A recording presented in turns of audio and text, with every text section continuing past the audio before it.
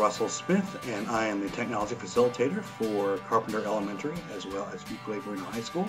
And today I wanted to show you a website provided by nationalgeographic.com that allows you to create your own interactive map for whatever purpose you might have, whether it's for showing events in a story or perhaps detailing events, different battles in a war, for any kind of purpose that you could think of. The website is mapmaker.education.nationalgeographic.com, and it's very simple. You don't even have to sign up for an account. When you go to the site and you load it up, it comes with this little message about different additions to the website they've created, different features. All you have to do is click OK, let me get started. This is the default map that you have, the map of the world, and you can use your mouse and your touchpad to basically maneuver it around wherever you like.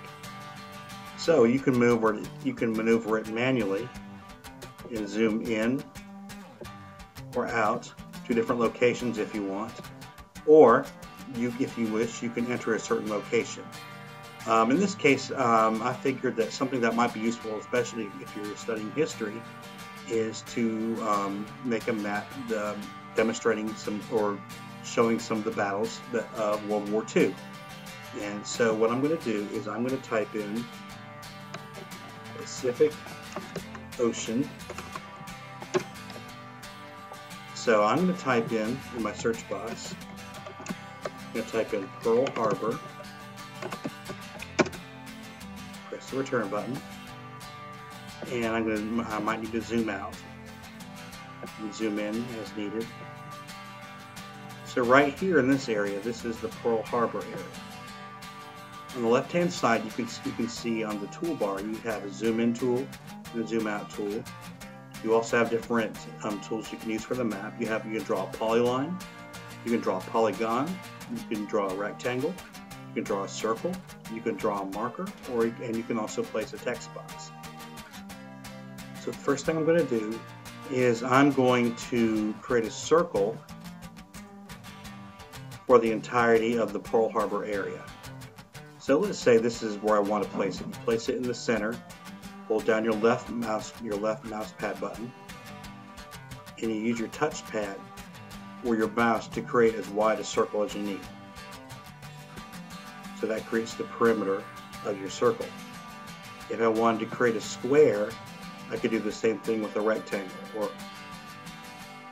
But in this case, what I'm going to do is this is the first attack during World War II, Pacific Theater. You can see that you have a wide range of different symbols you can put in for different purposes. So in this case, I'm going to put this as the first battle, select the one, and I'm going to move it over and click the map to place the marker. So that's where the first battle took place. I need to label what this is for, why is it important. So I click the text box feature. I'm going to click it over here and where there's a text label. Click enter. Click on the text box.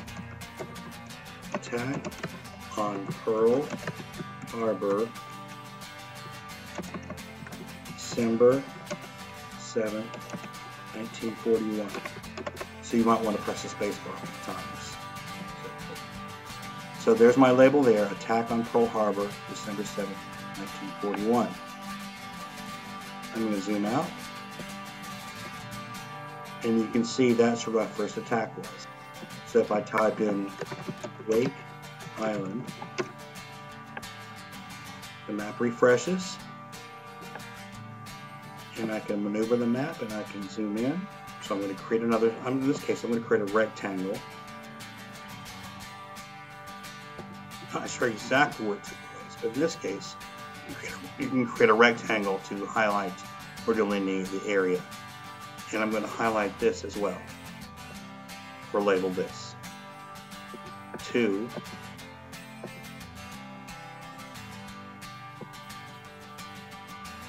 Create a text box.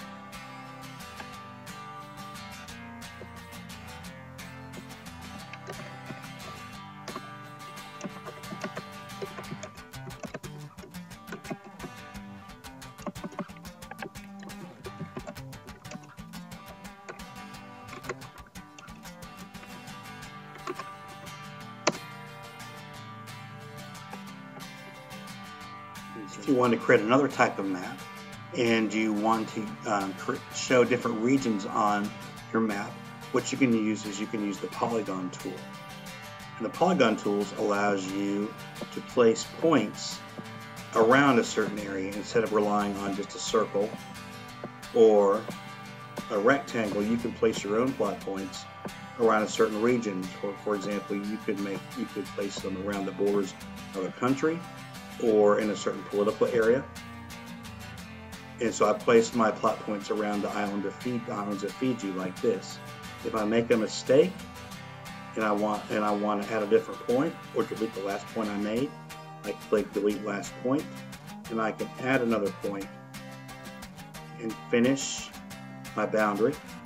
Once I'm happy with my boundary, I can click finish, and it shades in that certain area, that region. You can measure the distance from one area to the other using the polygon tool. For example, if I wanted to measure the distance between Fiji Islands and Sydney, Australia, I'm going to click on the polyline here. I click on the map to start drawing the line, and then I'm going to choose on the map, I'm going to click my endpoint, which is Sydney, Australia.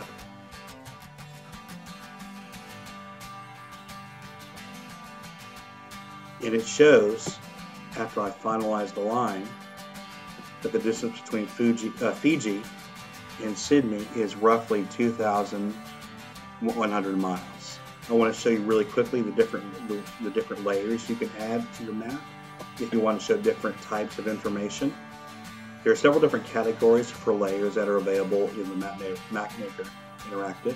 You have a water layer, earth systems, climate, human populations, displaced people, environment, energy, animal ranges, culture, economy, and political boundaries. And this is all based on current information, so it's not historical. But if you want to show, for example, on your map, on the earthquake layer, you want to also show surface elevation, and you also want to show population density. I selected those three layers by clicking on the plus, and it's added those three layers to the map. If I want to get rid of a layer, I can just click the minus button, and it takes the layer away. But I want to have the earthquakes on. So I click earthquakes, and you can see that my map has now changed. Those three layers, earthquake, surface elevation, and population density, are now on my map, and they're overlaid over each other, so you can see all the information they would show is kind of shown all at the same time in the same place. If I wanted to focus on earthquakes only, I can maximize the transparency on the surface elevation and the population density, and it shows you where the earthquake faults are located on the map. If I want to turn up the transparency on earthquakes and show surface elevation, so you can see the areas of the world where the surface elevation is greater than it is in other parts of the world. Or if I wanted to look at population density, and it shows you where in the world the areas in the world where there's the most population, emphasized by the red. And then if you want to compare and kind of have a discussion about how earthquake zones and how surface elevation can have an effect on population, you can adjust the transparency slider on each layer so you can see the overlap, and you can kind of get an idea of if there's any correlation between population density, surface elevation, earthquakes, or any other layer that you want to add. If you want to get rid of a layer, just click the X and it disappears. You can also click on the Base Maps tab. And right now we're on the Nat Geo view. This is the view of the world based on the National Geographic map.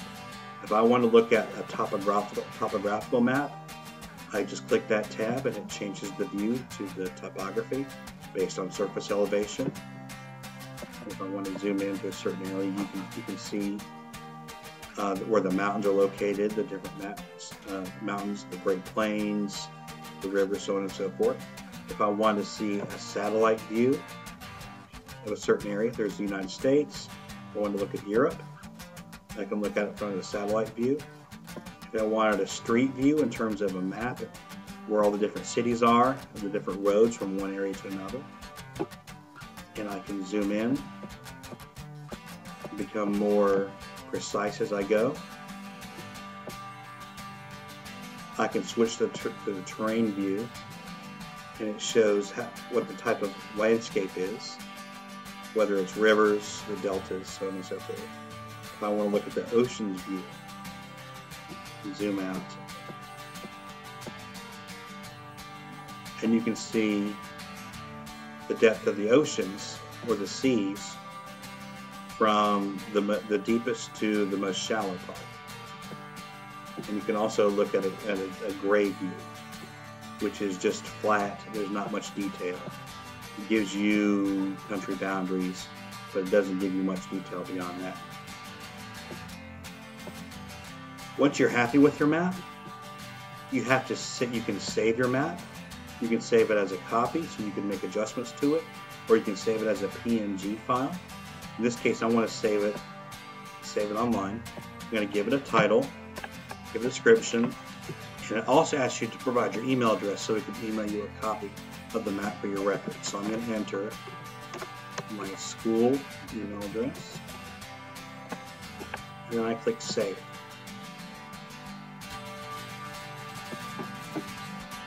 If I go to my inbox, I can open up the email and I can see a read-only version of the map with others. If I want other people to edit, I can send this link to someone else, and other people can make changes to the map that I've created as well. Once you have saved your map, you can also share it. You can share it a number of different ways. You can share it through Facebook or Twitter, Gmail, StumbleUpon, add it to your favorites through Tumblr, and there are 290 different ways that you can share your map with others. Unfortunately, there's not a way that you can actually embed it. I was hoping you could embed it on a website or a blog or a wiki, someplace like that. It does not appear that you can embed it. If that changes, I'll let you know.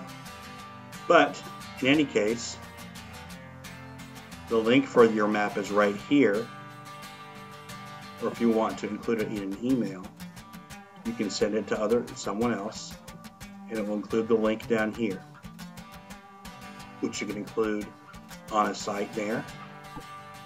And there's my map, which has been bookmarked. And if you want to delete the file, you can. You can delete layers. If you want to print the map, you can. To print a print-friendly map. And if you want to bookmark it, if you want to save it as a bookmark, you have to save it first. Give the map a title, example map, include my email address.